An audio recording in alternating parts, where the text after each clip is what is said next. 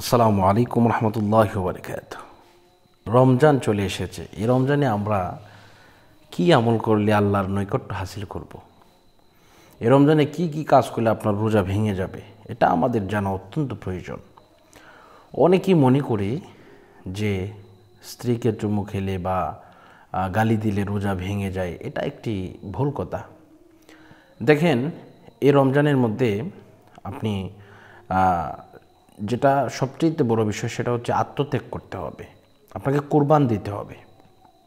অর্থাৎ এই 30টা দিন আপনাকে এমনভাবে থাকতে হবে যে আপনি গুনাহ মাফের জন্য আল্লাহর কাছে সর্বদাই উদ্বুদ্ধ থাকবেন এবং আপনাকে যেন আল্লাহ পাক প্রিয় করে তোলেন সে চেষ্টাটাই আমাদেরকে করতে হবে। যেহেতু আল্লাহ পাক রব্বুল আলামিন কোরআনুল কারীমের মধ্যে ইরশাদ করেছেন, বা'দা আউযু বিল্লাহি মিনাশ শাইতানির রাজীম, বিসমিল্লাহির রহমানির রহিম, কুতিবা আলাইকুমুস সিয়ামু কামা কুতিবা আলাল্লাযিনা মিন ক্বাবলিকুম লাআল্লাকুম তাত্তাকুন।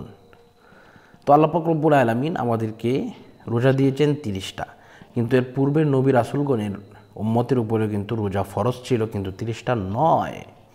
এজন্য আমরা শেষ নবীর উম্মত হয়ে কত ভাগ্যবান। আল্লাহ পাক এই 30টা রোজার উসিলায় আমাদের জিন্দেগীর সমস্ত গুনাহ খাতা মাফ করে দেবেন।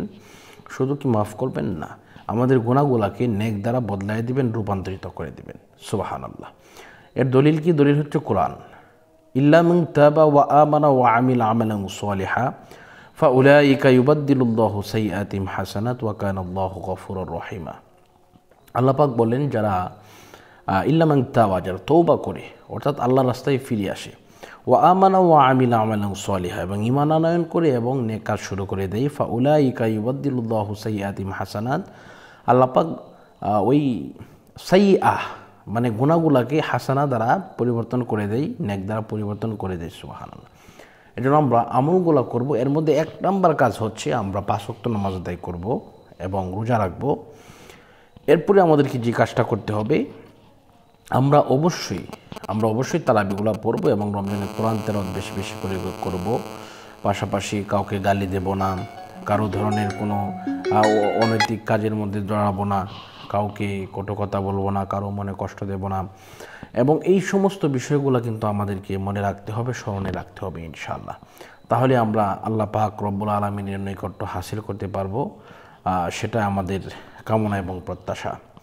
এরপরই আমরা যদি পারি রমজান মাসে বেশি বেশি করে দান করব, তাহলে আল্লাহ পাক আমাদেরকে কবুল করবেন। তো আজকের মতো এই পর্যন্তই। সকলের সুস্বাস্থ্য এবং দীর্ঘায়ু কামনা করছি। এই মুহূর্তে বিদায় নিচ্ছি। আসসালামু আলাইকুম ওয়া রাহমাতুল্লাহি ওয়া বারাকাতুহু ওয়া মাগফিরাহ।